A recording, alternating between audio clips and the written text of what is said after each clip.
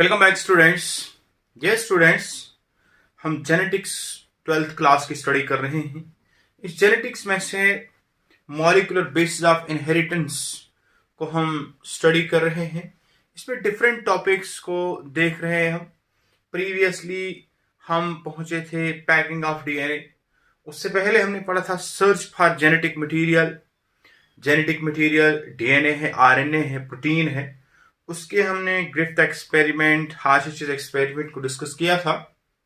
After that packing of DNA को भी हमने डिस्कस किया। तो बहुत सारे स्टूडेंट्स कमेंट्स में ये लिख रहे हैं, सर जेनेटिक्स को स्टार्ट करो, और कुछ कह रहे हैं कि वीडियोस अपलोड करें।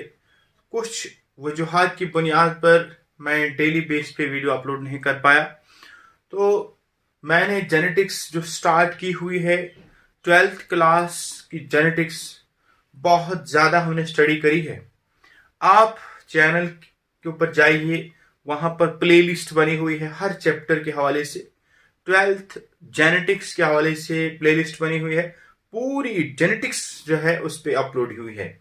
लिहाजा आप उस पर जाइए और वहाँ से आप तमाम लेक्चर्स को स्टडी कर सकते हैं। ऐसे भी मैं इस वीडियो की डिस्क्रिप्शन में लिंक डाल दूंगा बहुत सारे जेनेटिक्स के टॉपिक्स का, तो आप उन पे भी जाइए, अपने डाउट्स को क्लियर करें।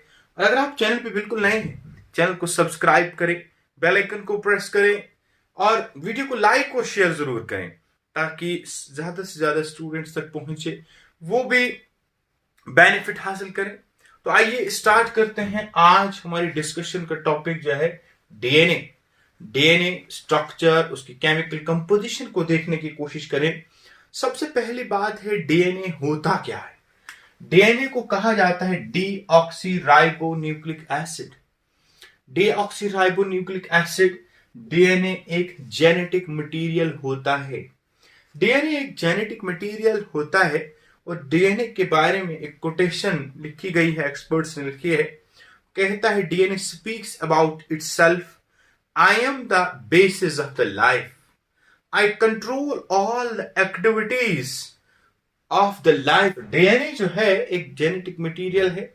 ये सेल के अंदर प्रेजेंट होता है और दोनों सेल के अंदर होता है। ये बोथ सेल में होता है, प्रोकैरियोट्स में भी होता है और यूकैरियोट्स में भी होता है। प्रोकैरियोट्स और यूकैरियोट्स दोनों तरह के सेल्स में मौजूद है। प्लांट सेल में भी, एनिमल सेल में भी मौजूद है। और cell organelles, even cell organelles like mitochondria, chloroplast, mitochondria और क्लोरोप्लास्ट के अंदर ये सेल ऑर्गेनेली के अंदर मौजूद है। तो डीएनए लेकिन कुछ वायरसेस के अंदर नहीं होता है, और उन वायरसेस में जेनेटिक मटेरियल आरएनए हुआ करता है, इसलिए वहां पे DNA as a genetic material नहीं होता है। तो डीएनए के हवाले से मेन चीज जो डिस्कस करने वाले हैं आज, that is chemical composition. Chemical composition of DNA means chemically अगर हम इसकी बात करें, इसके अंदर है क्या। डीएनए एक बायोमॉलिक्यूल है। डीएनए एक बायोमॉलिक्यूल है और इस बायोमॉलिक्यूल को हम मैक्रोमॉलिक्यूल कहते हैं। मैक्रोमॉलिक्यूल कहते हैं। इस बायोमॉलिक्यूल के अंदर क्या चीज है, किस चीज से ये डीएनए बना हुआ है। डीएनए में 3 इंपॉर्टेंट चीजें होती हैं। One is sugar, other is phosphate, और थर्ड चीज जो इसके अंदर होती है वो होती है nitrogenous basis. Sugar, phosphate and nitrogenous bases, 3 चीजें डीएनए के अंदर मौजूद हैं। सबसे पहले हम शुगर की बात करते हैं। किस तरह का शुगर इसके अंदर मौजूद होता है। उस शुगर को कहते हैं पेंटोस शुगर, या उसको राइबोस शुगर भी कहा जाता है। राइबोस शुगर भी उसे कहा जाता है। इसका मतलब ये वो शुगर है जिसके अंदर 5 कार्बन एटम है। मैं यहाँ पे एक स्ट्रक्चर आपको दिखाऊंगा। ये इस तरह का स्ट्रक्चर हुआ करता है इसका। यहाँ पर हम ड्रॉ करेंगे इसका पूरा structure. This is the structure of the sugar molecule which is present in the DNA। आप इस तरह से ये चीजें देख रहे हैं। हम इसकी नंबरिंग करेंगे। This is 1 carbon, 2, 3, 4 and 5। तो 5 कार्बन एटम इस शुगर के अंदर मौजूद हैं। This is the 1, 2, 3, 4 and 5। 5 carbon atom इसके अंदर मौजूद हैं। और ये कौन सा शुगर है? इट इज पेंटोज शुगर, या इसको हम राइबोस शुगर कहते हैं। लेकिन स्टूडेंट्स, एक अहम बात जो आपको नोट करनी है और जो याद रखनी है, इस शुगर की एक यूनिक बात है जो इंपॉर्टेंट डीएनए के हवाले से है। वो ये है कि जो कार्बन नंबर 2 है, कार्बन नंबर 2 की पोजीशन पे ऑक्सीजन आप नहीं देख रहे हैं। यहां पर आप देख रहे हैं, यहां पर भी ऑक्सीजन है, हाइड्रोक्सिल ग्रुप है। यहां पर भी ऑक्सीजन लगा हुआ है, यहां पर भी हाइड्रोक्सिल ग्रुप लगा हुआ है। हर जगह पे हाइड्रोक्सिल ग्रुप लगा हुआ है। और कार्बन नंबर 2 पे ऑक्सीजन नहीं है, हाइड्रोक्सिल ग्रुप नहीं है। इसलिए इसका नाम होता है 2-डीऑक्सी राइबोस शुगर। यानी इसका नाम क्या है? Two deoxy ribose sugar. At the position number 2 oxygen is absent, so this sugar is known as deoxy ribose sugar. और इसी नाम की बुनियाद पर डीएनए का नाम पड़ा है deoxy ribonucleic acid. Next, phosphate कैसा होता है? इसमें फॉस्फेट सिंपली प्रेजेंट है H3PO4। और जो हमारा डीएनए होता है, उस डीएनए के अंदर जैसे आगे हम स्टडी करेंगे, ये डीएनए की एक बैकबोन बनेगी। ये 2 पॉलीन्यूक्लियोटाइड स्ट्रैंड्स होंगी।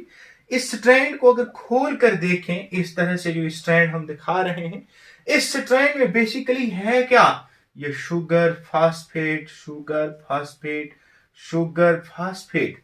ये शुगर और फास्फेट जो है, ये एक बैकबोन बना रहा है इस तरह से। तो कहने का मतलब यह है कि ये जो फास्फेट प्रेजेंट होता है इसके अंदर, यहां पे आप देख रहे हैं, यहां पे हम दिखा रहे हैं, यहां पर दिखा रहे हैं, ये डीएनए की बैकबोन के अंदर प्रेजेंट होता है और शुगर के साथ ये बॉन्ड होता है। ये हम देखेंगे कैसे ये बॉन्डिंग करता है। नाइट्रोजनस बेसिस, जो डीएनए के अंदर नाइट्रोजनस बेसिस होते हैं, वो हमारे पास 4 नाइट्रोजनस बेसिस होती हैं, 4 नाइट्रोजनस बेसिस। लेकिन पहली बात जो हमें पता होनी चाहिए, इनको नाइट्रोजनस बेस क्यों कहते हैं? इनको नाइट्रोजनस बेस इसलिए कहते हैं बिकॉज इनके अंदर क्या है? नाइट्रोजन प्रेजेंट होता है। नाइट्रोजन इनके अंदर प्रेजेंट होता है, इसलिए they are known as nitrogenous bases. Generally हमारे पास 4 तरह की नाइट्रोजनस बेसिस है: adenine, guanine, thymine and cytosine. Adenine is one, guanine is the second, and thymine is the third and fourth one, cytosine।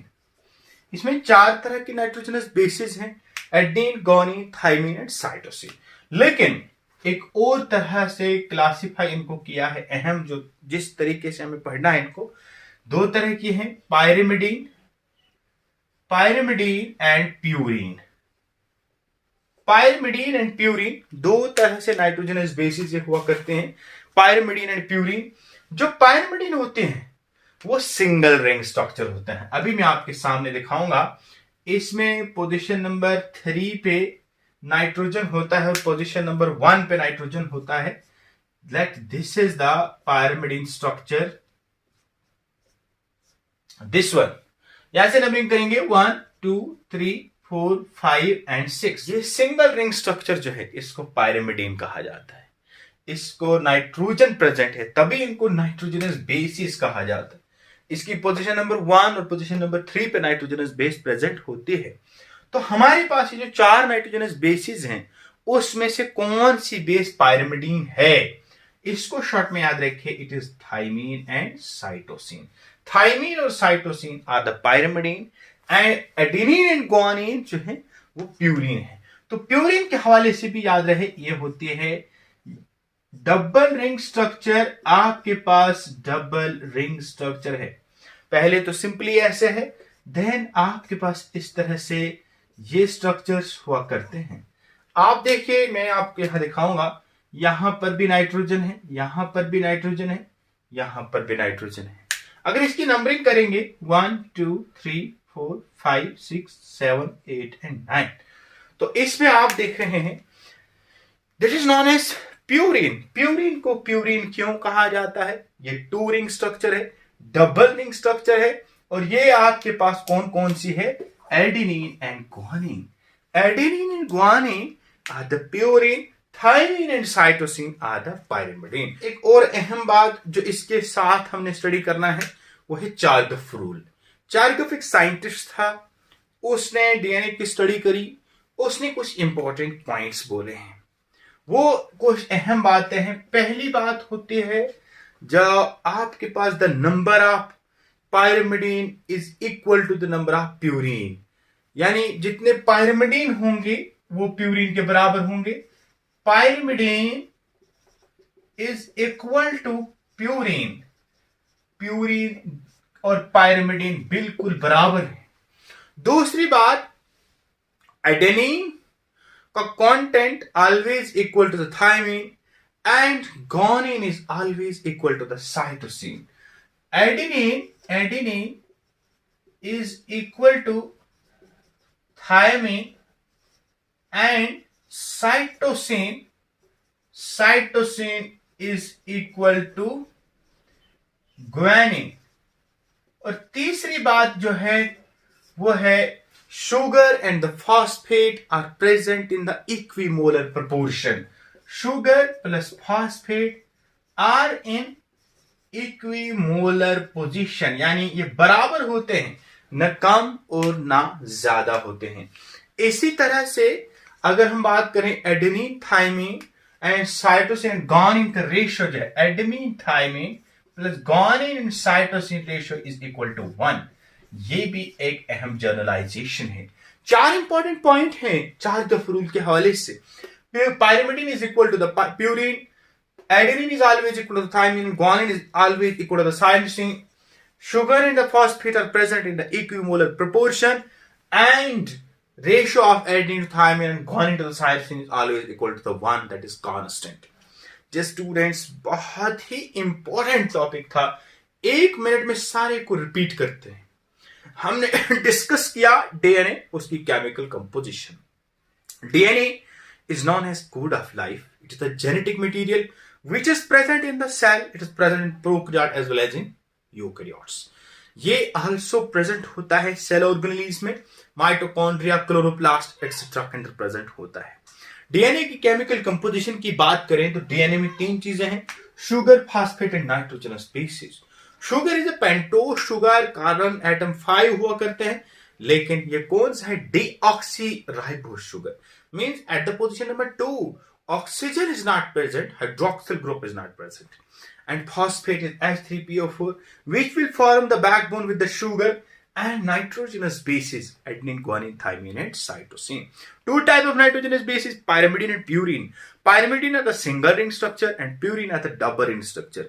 Pyrimidine आपके पास cytosine और thymine है, और purine adenine and guanine है। चार्गफ रूल के हवाले से 4 important बातें जो पायरिमिडीन होते हैं, they are always equal to the purine.